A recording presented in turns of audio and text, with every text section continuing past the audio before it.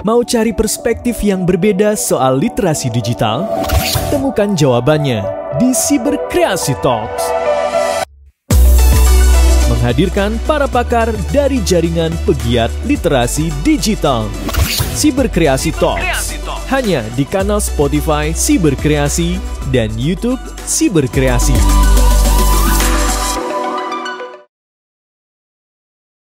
Halo semuanya, apa kabar? Kamu lagi menyimak podcast Siberkreasi Talk yang membahas literasi digital di Indonesia dengan para pakar di bidangnya. Podcast ini bisa kamu simak di kanal YouTube Siberkreasi dan juga ada di Spotify, kanalnya sama namanya Siberkreasi juga. Saya Stefani Chandra, hari ini akan memandu obrolan kita yang bertajuk judul berita clickbait. Boleh nggak sih langsung diklik? Nah, kita sudah kedatangan tamu spesial kita, Mbak Olivia Lewi Pramesti SOS MA, seorang dosen ilmu komunikasi di Universitas Atmajaya Yogyakarta, sekaligus juga anggota komunitas jaringan pegiat literasi digital atau singkatannya Japelidi. Halo Mbak Lewi, apa kabar? Halo Mbak Steph, kabar baik? Kabar baik, puji Tuhan. Iya. Terima kasih banyak ya Mbak udah hadir di Siberkreasi Talk kita kali ini. Sama-sama Mbak. Mbak Lewi nih, tadi aku baca profilnya Iya. hebat-hebat banget.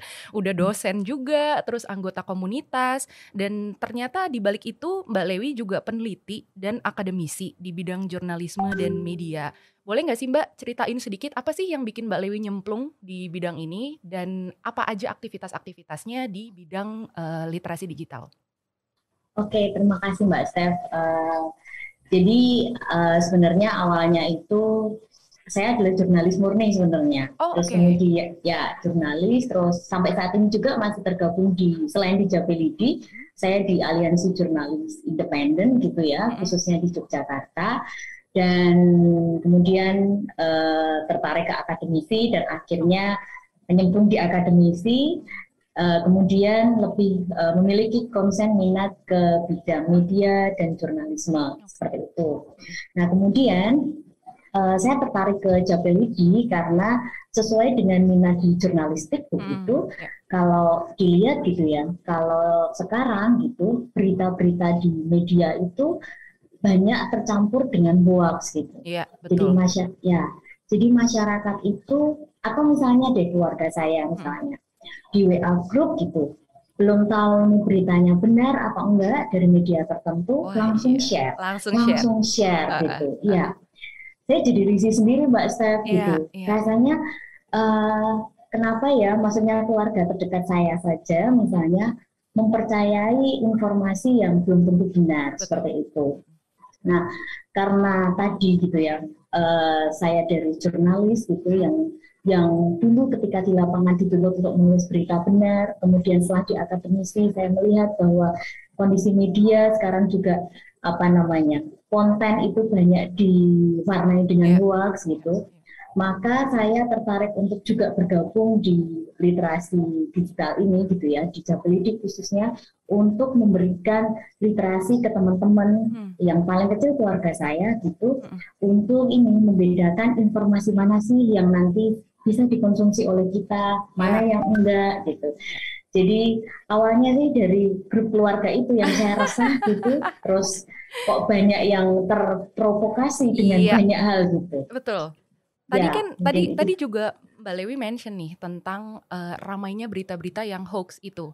Kita berarti ngomongin tentang produsen berita. Memang nggak bisa dikatakan salah juga ya Mbak. Kalau dunia digital itu semakin cepat kan berarti industri itu masuk semua nih ke ranah digital dan salah satunya juga adalah media. Nah, karena saking banyaknya mungkin dan ada persaingan yang ketat antara media-media ini untuk kemudian mendapatkan klik yang paling banyak atau view yang paling banyak. Terus apakah menurut Mbak Lewi itu menjadi cikal bakal clickbait nggak sih Mbak? Atau ada faktor culture lainnya? Baik, berarti kita mau masuk ke clickbait ya Mbak ya? Betul.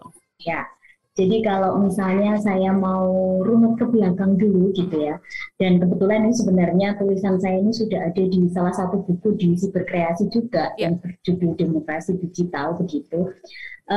Jadi dulu sebenarnya clickbait itu ada di media cetak Mbak, dan dulu itu lahir di Amerika sekitar 1800, tetapi kita belum mengenal namanya clickbait. Oh, berarti sudah ada dari Iya, lama, Mbak? udah. Dari media cetak ya? Oke. Iya. Jadi dulu itu namanya adalah jurnalisme tabloid, Mbak, namanya. Oke, ya. Ya. Jadi apa itu jurnalisme tabloid? Biasanya identik dengan jurnalisme namanya jurnalisme kuning begitu. Apa itu? Jadi jurnalisme tabloid itu biasanya berisi hal-hal yang sensasional, kemudian isinya misalnya terkait dengan hal yang berbau ringan, kemudian seksual, hal yang berbau rumor, mistis. Nah, itu sudah ada berkembang di Amerika seperti itu. Nah, kemudian berkembangnya teknologi, berkembangnya internet itu semakin jurnalisme tabloid ini gitu ya, semakin berkembang gitu. Salah satunya adalah dengan munculnya clickbait gitu.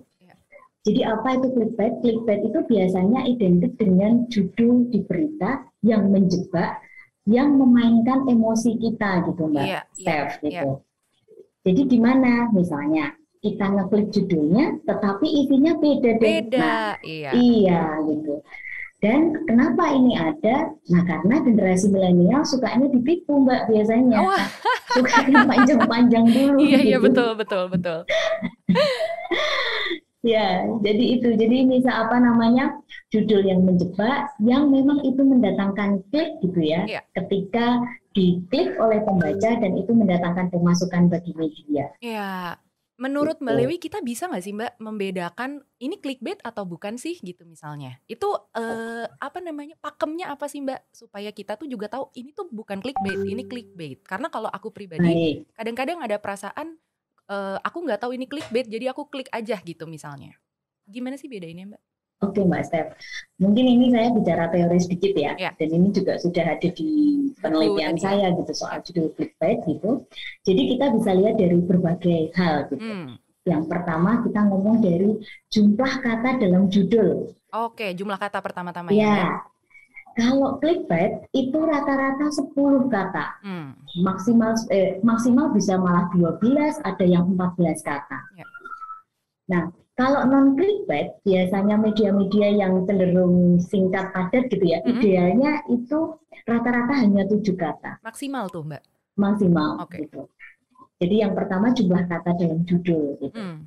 Yang kedua bahasa yang tidak resmi di masyarakat. Contohnya apa? Ada kata wow, ada kata cek, ada kata astaga gitu. Nah itu pasti clickbait. Ekspresif gitu ya, kata-kata yang ekspresif. Iya. Dan terkesan bombastis jadinya. Gitu. Jadi misalnya ada judul waktu itu ya mahasiswa saya terkecoh. Misalnya, wow, ada perempuan cantik kepleset di selokan. Nah, dikliklah gitu. Yang ternyata isinya bukan perempuan cantik, tetapi perempuan di sampingnya itu adalah nenek-nenek, yang kecemplung adalah nenek-nenek misalnya. Nah, ini contoh gitu ya. Artinya ada bahasa yang ekspresif gitu, yang tadi tidak resmi. Lebih-lebihkan gitu ya Mbak ya? Ya, melebihkan. Yang ketiga, itu biasanya ada pola tanda baca dalam judul. Seperti apa? Misalnya tanda seru yang banyak. Tanda seru, kemudian tanda tanda tanya misalnya begitu. Kemudian judulnya adalah bersifat narasi. Maksudnya apa? Maksudnya dari judul itu bercerita gitu ya. Tanpa membaca beritanya, kita sudah tahu bahwa berita itu isinya begitu. Ini contoh nih. Saya ngomongin kasus yang kemarin Atta Halilintar misalnya saat menikah gitu ya. Intinya adalah saya lupa judulnya apa, tetapi misalnya begini, Atta Halilintar _2 berikan mahar berupa misalnya apa-apa kepada Aurel, Aurel seneng deh. Nah, misalnya panjang begitu kita udah tahu, oh ini isinya pasti Atta ngomongin maharnya nikah, kemudian Aurelnya suka, udah kan. Jadi artinya itu sifatnya narasi. Kemudian ada lagi jadi topik gitu dalam judul gitu. Topiknya bisa dua gitu ya dalam Oke. judul gitu. Jadi misalnya Atta Aurel marah atas kelakuan netizen, koma Aurel menenangkan Atta Halilintar. Nah, di Ah, sini ada dua topik gitu. iya, Satunya Atta marah, satunya Aurel Aurel menenangkan, menenangkan. iya. Apakah Gitu. itu tujuannya untuk memadatkan isi berita ya, Mbak? Sebenarnya bukan memadatkan ya. Jadi clickbait itu sebagai salah satu strategi yang digunakan oleh media untuk memancing, Mbak. Oke. Untuk memancing dulu Ya. memancing kita sebut namanya curiosity gap gitu ya. Oh, oke. Keingintahuan pembaca dulu gitu ya. Mm-mm. Jadi setelah dipancing, dia kena secara psikologi, dia ngeklik, terus dia ngeklik itu udah dapat pendapatan bagi media, Iya. tapi ketika ngeklik dan kecewa, aduh kok isinya kayak gini ya. Mm-mm. Nah, setelah dia merasa kecewa, nah itulah yang disebut dengan curiosity gap gitu. Oke. Oke. Gitu, Mbak. Iya. Wow, ini aku baru tahu juga loh Mbak tentang bagaimana caranya membedakan clickbait. Dan kalau kayak gitu ternyata udah ada runutannya ya. Misalnya dua narasi atau dua ide ada dalam satu Ya, ini, terus kemudian jumlah kata-katanya lebih banyak daripada normalnya gitu ya Mbak. Dan juga betul, penggunaan kata-kata yang lebih ekspresif dan tanda baca yang berlebihan gitu ya Mbak. betul. Kalau ngomongin tentang clickbait, pasti seperti segala hal di dunia ini kan pasti ada pro kontra ya.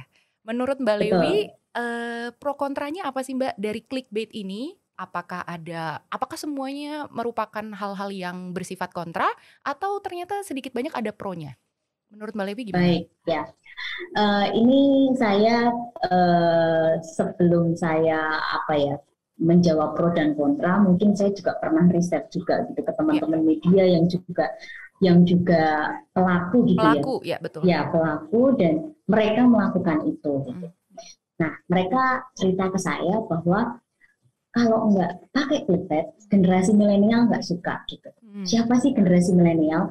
Sekarang acuannya generasi milenial adalah generasi tahun ini ya Mbak ya, kayak usia anak-anak kuliah gitu ya, anak kelas dan apa namanya se, se ya anak kuliah terus lulus kuliah itu masih kita sebut generasi milenial gitu. Nah, lalu teman saya bilang ya anak kuliah gitu sekarang suka hal yang receh, hal yang ringan, hal yang remeh-temeh. Kalau kita nggak bikin itu, kita nggak ada pemasukan. Intinya seperti itu.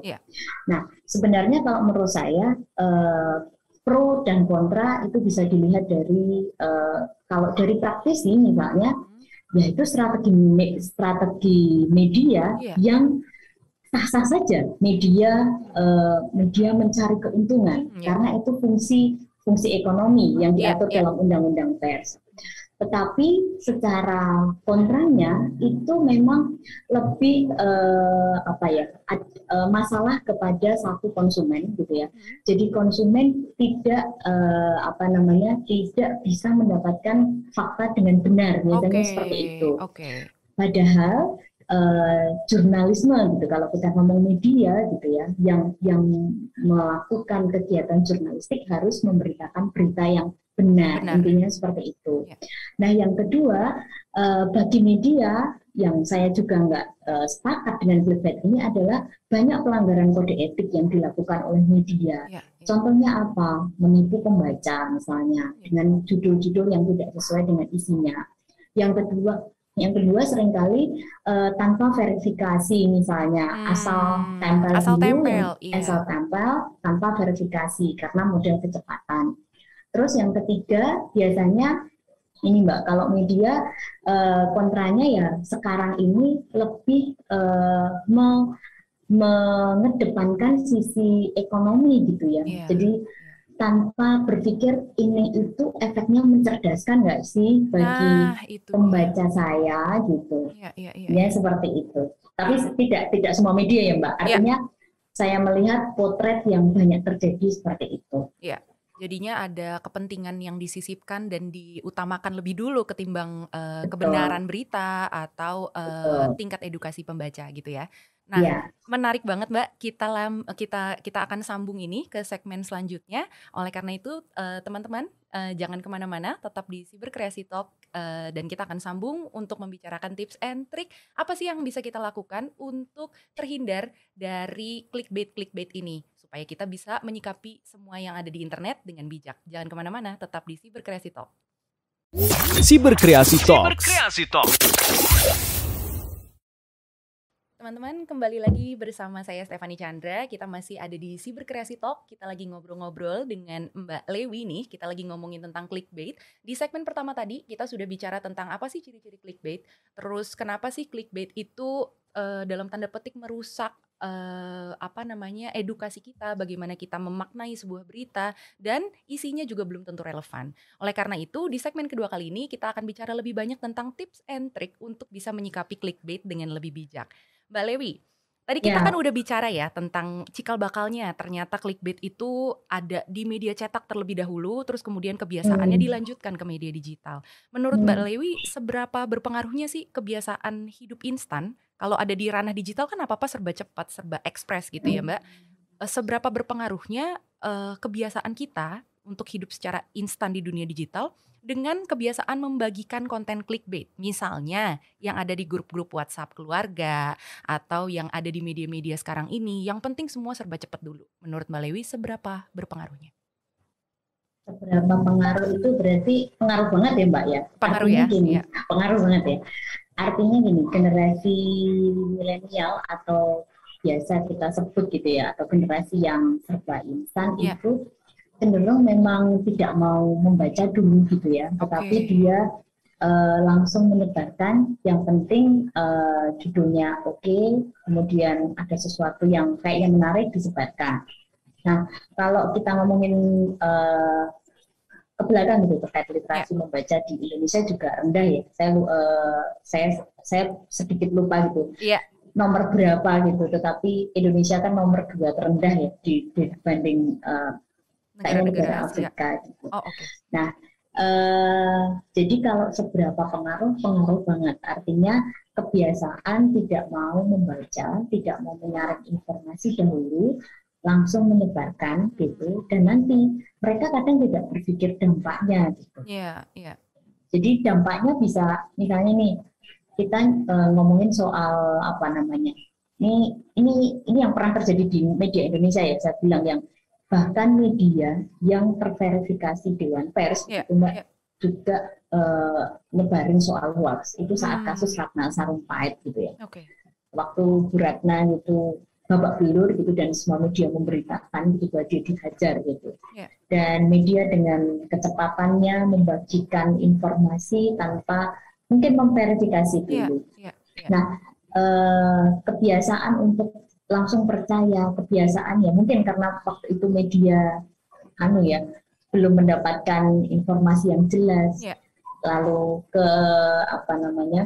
keinginan untuk mendapatkan play gitu, akhirnya hoax di mana-mana, dan itu ditambah lagi dengan penyebaran oleh kita yang cenderung ini pasti benar deh karena semua media udah bilang kayak gini deh gitu.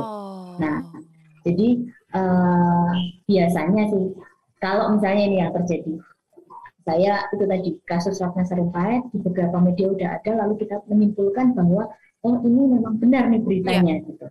Nah, jadi itu yang terjadi. Padahal yang utama dari kita itu nanti adalah pintar-pintar memilih media mana yang akan dikonsumsi oleh kita, khususnya media mainstream ya Mbak ya. Nah, kita udah mulai masuk nih, merujuk ke kitanya sebagai konsumen yang harus dalam tanda petik lebih pintar-pintar dalam memilih.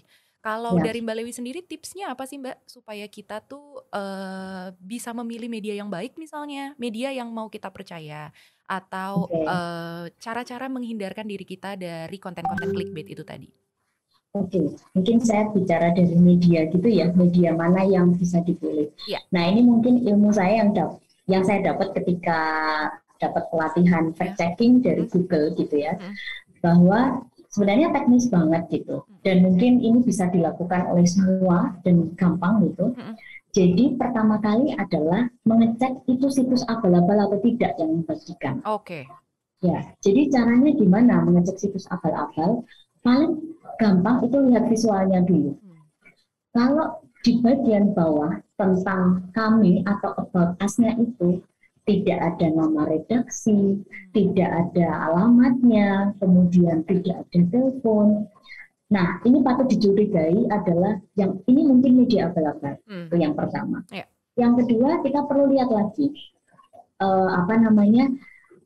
di media online tersebut atau media yang kita lihat tersebut itu mencantumkan pedoman media siber atau tidak.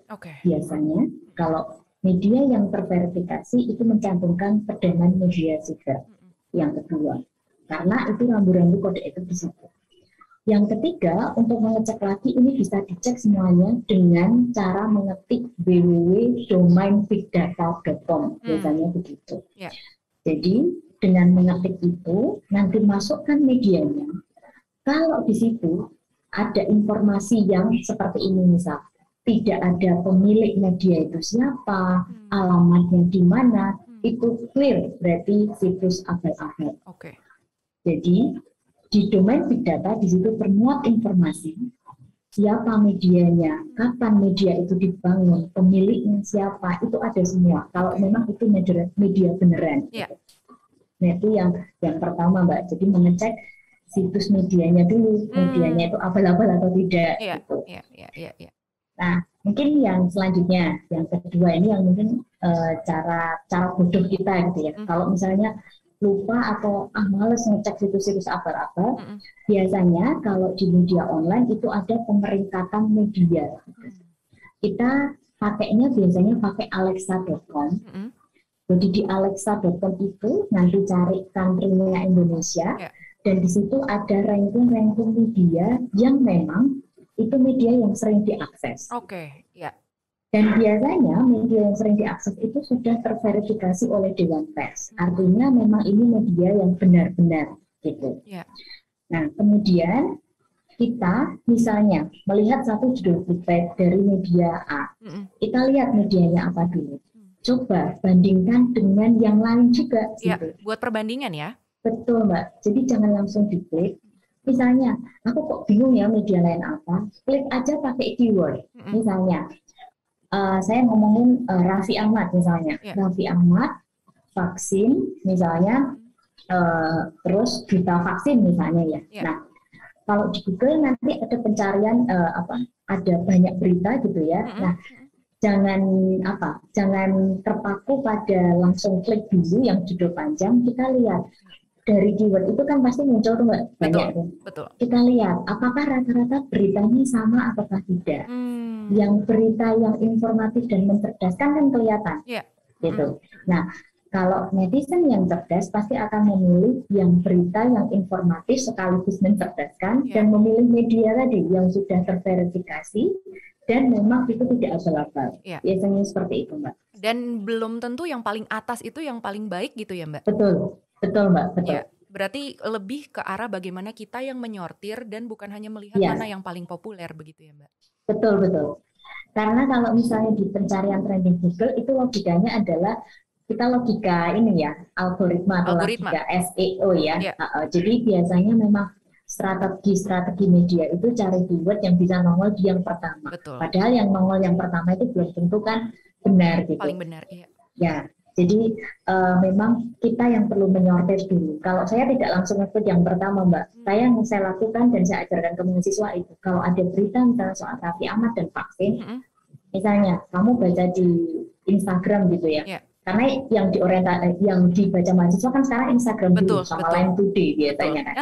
Nah, ya misalnya Line Today, lalu coba sebelum kamu klik Line Today atau media sosial, coba di pencarian Google, kamu coba mensortir kira-kira sama nggak, rata-rata beritanya sama nggak. Nah, kalau iya, berarti cari media yang memang itu sudah terverifikasi, misalnya seperti itu. Oke, tadi kita bicara soal sudut pandang kita sebagai konsumen atau pembaca.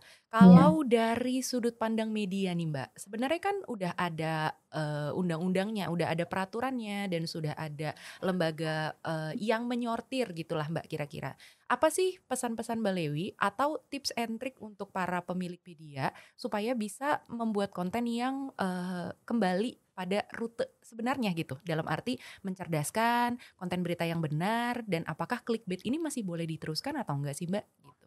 Oke, ya ini menarik ya Mbak ya. Jadi saya runut dari kalau menurut undang-undang pers gitu ya, undang-undang yang memang itu menaungi pekerjaan media gitu, memang ada dua fungsi yang bisa dijalankan media. Jadi fungsi ekonomi dapat untung, yang satunya fungsi sosial, itu mencerdaskan bangsa. Nah, apakah clickbait ini masih boleh gitu ya? Nah, kita perlu lihat dulu gitu. Kalau sekarang ada istilah semi clickbait gitu ya Mbak, yang sering berlaku di teman-teman media. Apa itu? Bahwa judulnya panjang, tadi misalnya narasi, tapi isinya tetap sesuai dengan fakta. Artinya konsumen tidak terjebak pada berita yang disodorkan, dan konsumen tetap mendapatkan informasi yang mencerdaskan dirinya. Gitu. Jadi ketika konsumen mendapatkan informasi yang mencerdaskan dirinya, berarti fungsi jurnalisme itu tercapai, karena fungsi utamanya itu adalah mensejahterakan masyarakat. Intinya itu yang pertama. Nah, kemudian bagi pelaku media itu juga bisa menggunakan gini Mbak, strategi ini contoh nih, strategi storytelling misalnya. Nah, anak-anak zaman sekarang itu kan suka misalnya strategi storytelling atau strategi misalnya infografis. Wah, betul. Ini contoh. Ya. Itu bisa jadi metode yang diimplementasikan gitu maksudnya Mbak? Iya, dan sekarang kan banyak yang menggunakan kombinasi antara visual, audio, video gitu ya Mbak, dalam sebuah berita gitu. Dan itu nyatanya juga berhasil. Ini saya contoh misalnya ngomongin Tirto gitu ya. Nah, Tirto walaupun beritanya kan panjang ya Tirto itu, tetapi dia punya Instagram, dia memformat infografis di Instagram dengan sangat menarik gitu ya. Lalu mahasiswa itu bagus banget Mbak engagementnya di Instagram gitu. Dan mahasiswa saya mesti senang buka Tirto. Nah, Tirto itu kan berat, tetapi bagaimana dia bisa mengemas ringan? Itu yang pertama. Yang kedua, contoh yang mungkin sering saya contohkan adalah ketika kita membaca visual interaktif Kompas gitu. Jadi kalau kita buka kompas.com, itu di bagian pojok itu ada VIK, kita buka gitu. Mahasiswa saya kemarin heran, loh ada ini Mbak gitu, loh ada. Jadi isinya apa? Isinya adalah berita tapi dibuat sesuatu yang yang menarik, yang ada gambar, ada suara, tapi ceritanya sedikit-sedikit gitu. Jadi tidak pakem gitu ya, tidak pakem seperti kita baca berita yang dulu yang sangat kaku gitu ya. Nah, dan sekarang mungkin teman-teman media mungkin sudah mulai melakukan itu juga Mbak, banyak yang sudah melakukan gayanya ringan, tidak berat, tetapi masuk gitu ya. Itu. Berarti seolah kalau kita makan, porsinya dipecah-pecah buat sarapan, buat makan siang gitu ya, biar nggak gumoh ya Mbak. Betul Mbak. Ya, baik Mbak Lewi. Terima kasih banyak Mbak, kita sudah ada di penghujung acara. Tadi kita udah ngobrolin tentang clickbait panjang lebar, dan informasi yang diberikan sama Mbak Lewi sangat compact. Juga banyak tips-tips yang bisa diaplikasikan untuk generasi muda dan semuanya lah, semua masyarakat Indonesia supaya bisa terhindar dari clickbait. Oleh karena itu terima kasih Mbak Lewi sekali lagi atas kehadirannya. Sama-sama. Semoga nggak kapok main-main di Cybercreasi Talk. Dan juga untuk teman-teman pembaca, teman-teman pendengar maupun teman-teman yang sudah menyaksikan, terima kasih banyak. Sampai jumpa di episode lainnya dari Cybercreasi Talk. Saya Stephanie Chandra, undur diri dan sampai jumpa lagi. Dadah. Mau cari perspektif yang berbeda soal literasi digital? Temukan jawabannya di Cybercreasi Talks. Menghadirkan para pakar dari jaringan pegiat literasi digital. Cybercreasi Talks hanya di kanal Spotify Cybercreasi dan YouTube Cybercreasi.